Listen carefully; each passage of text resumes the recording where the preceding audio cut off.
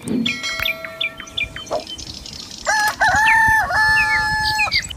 saudara, apa kabar?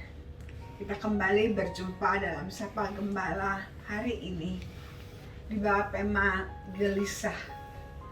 Adapun bacaan yang saya pilih adalah Yohanes 14 ayatnya yang pertama. Ketika Yesus akan berpisah dengan murid-muridnya. Nah, saudara-saudara yang dikasihi oleh Kristus Tuhan, semua orang pasti pernah atau mungkin bahkan sering dihinggapi perasaan gelisah. Perasaan ini dapat terjadi pada siapa saja, tidak memandang bulu, tidak memandang status sosial di dalam masyarakat, tidak memandang agama, tidak memandang tua muda, tidak memandang tebal tipisnya dompet. Kegelisahan muncul karena berbagai faktor dalam kehidupan kita. Ada orang yang begitu khawatir tentang masa depannya, sehingga ia menjadi gelisah. Setiap hari diliputi dengan kegelisahan, sampai-sampai tidur pun terganggu. Orang yang sedang menunggu lamaran pekerjaan dapat gelisah karena takut tidak diterima. Mereka yang sedang menunggu kelulusan dapat menjadi gelisah karena takut tidak lulus. Kegelisahan ini sampai-sampai mengambil rupa menjadi psikosomatis. Ketika kita kemudian merasakan kita sakit, kepala kita pusing, tensi kita tiba-tiba meninggi. Martina Horner, saudara-saudara, mengartikan gelisah sebagai perasaan dan pikiran seseorang yang muncul terus-menerus secara negatif.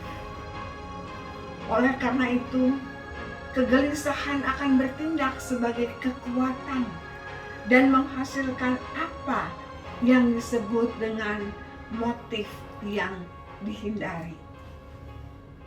Orang yang gelisah, saudara-saudara, ialah orang yang melihat masa depannya sebagai hal yang negatif, sehingga ia mengalami yang buruk dalam hidup ini.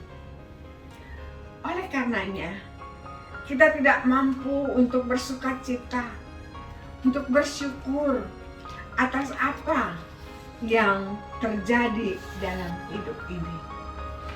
Yang muncul adalah kemurungan, perasaan gagal, dan terus menghantui diri kita.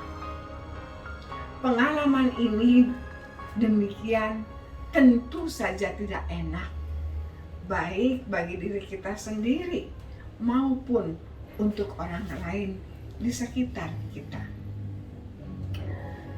Nah, dalam bacaan kita, saudara-saudara, Yesus tahu kedalaman hati murid-muridnya. Ketika Yesus akan meninggalkan mereka, pasti yang muncul adalah perasaan yang buruk, perasaan gelisah.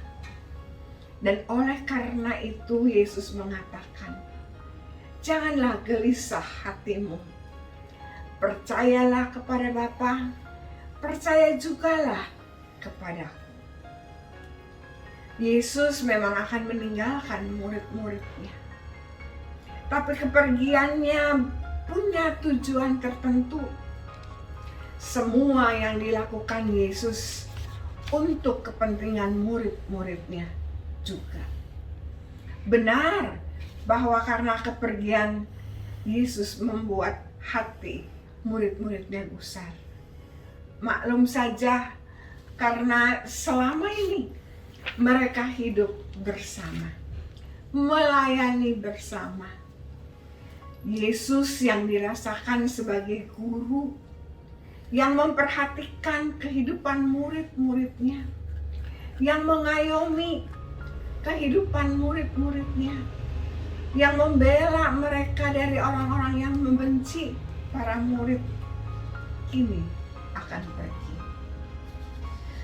Nah, saudara-saudara, wajar kalau para murid takut. Wajar kalau para murid menjadi gelisah.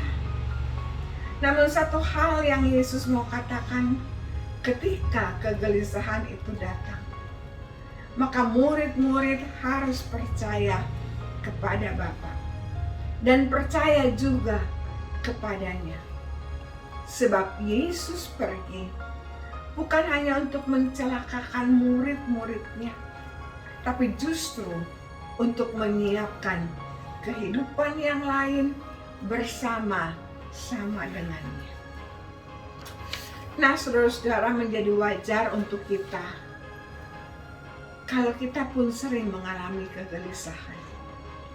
Kegelisahan yang merayap di dalam hidup kita. Baru 20 hari kita menginjakkan kaki di tahun 2021. Kita sudah mendapati berbagai hal dalam hidup ini. Kita pantas merasa gelisah.